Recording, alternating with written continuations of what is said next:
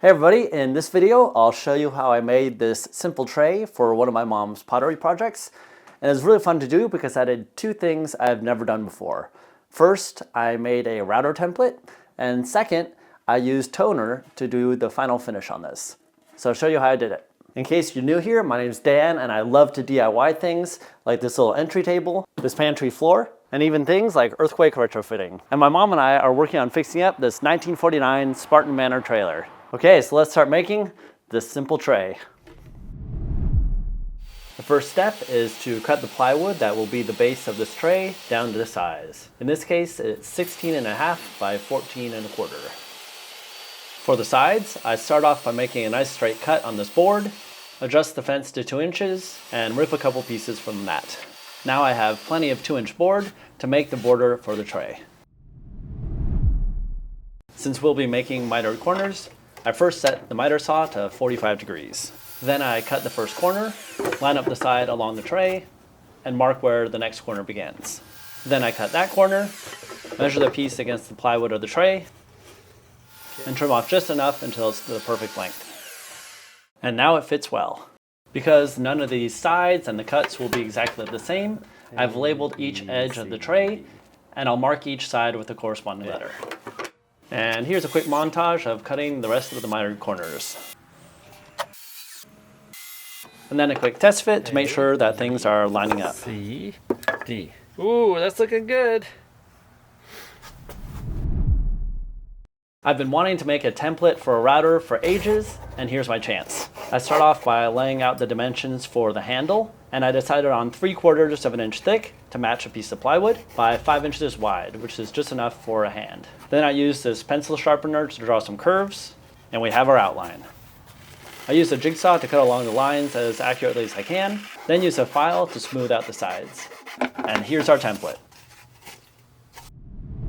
Since I have a center line on the template, I'm measuring out a center line on each side where a handle will go. With the template perfectly aligned, I trace out the contour of the handle on both side pieces. Then I clamp each piece down, and then use the jigsaw to cut out as much material as I can without going over the pencil line. And here you can see the results of the preliminary cut with the jigsaw. So now I have the template below, and with it like that, I should be able to use this router bit to follow that template with the bearing there and carve out all of the material that shouldn't be there. So I have that at just the right height to get the bearing running along the template and cutting away the rest.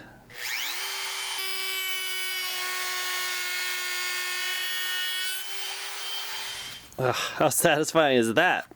Now we have two identical handles, and not that it's critical in this case, but that's satisfying nonetheless. Now I'm using this 1/4 inch round over bit with a bearing to take off the sharp edges on the top of each side. The only tricky part here is making sure to come straight off the end of the piece so you don't round off that thin side where the two pieces meet at the mitered corner, like I did here. And here's the depth I set in the router.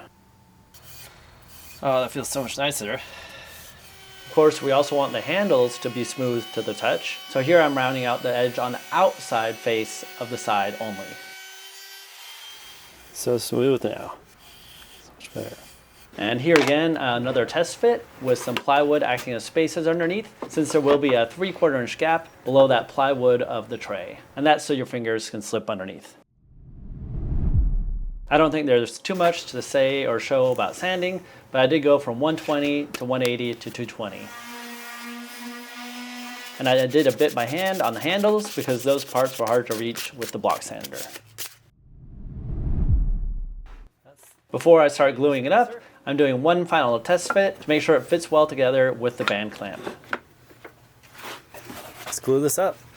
Then I apply glue to each edge of the plywood and use this little brush to smooth it out, and to each face of the mitered corners. Then I positioned each piece and secured them with the band clamp. And I moved up these corners to make sure it is more on the plane of the plywood. As with any glue up, make sure to have a damp rag on hand to wipe away the glue that squeezes out, because that's a lot harder to get out once it dries. And you can see here, I'm even using a pointy tool to try and get the glue out of the corners. Then I put 2 more clamps in each direction across the tray. With all the clamps in place, I had to flip this over and clean up the excess glue on the bottom. And we'll leave it to dry like that. The glue only needs to be clamped for half an hour, but I left this on overnight, and it's always satisfying to take them off and see how it looks. Just a bit of glue to clean up on the sides. I often haven't been happy with the results of staining wood, so I wanted to experiment with this trans tint dye that I found online. On this side, I've mixed it with a bit of acetone to test it as a dye. On this part, I mixed it with polyurethane finish to test it as a toner. And then I put some regular stain down just so we can see the difference, even though this is a much darker stain. The toner is definitely my favorite after these quick tests. To hold up the tray while I'm coating it with polyurethane, I have these cool little stands with retractable points. Then I cleaned the entire tray with mineral spirits, and I had to wait a while until this all evaporated. Then I applied the first coat of polyurethane, and it's really handy having this on another piece of wood because I can rotate the entire thing around to reach the opposite side. After letting it dry at least 2 hours, I gave it a light sand, put a first coat on the bottom, flipped it over, and put the second coat on the top. And I did this all over again for the third coat. And here's the tray in use. My mom is loading up all her ceramic tiles and arranging them in different patterns. Well, if you like projects like this, you might like my other video where I show you how to make this little entry table.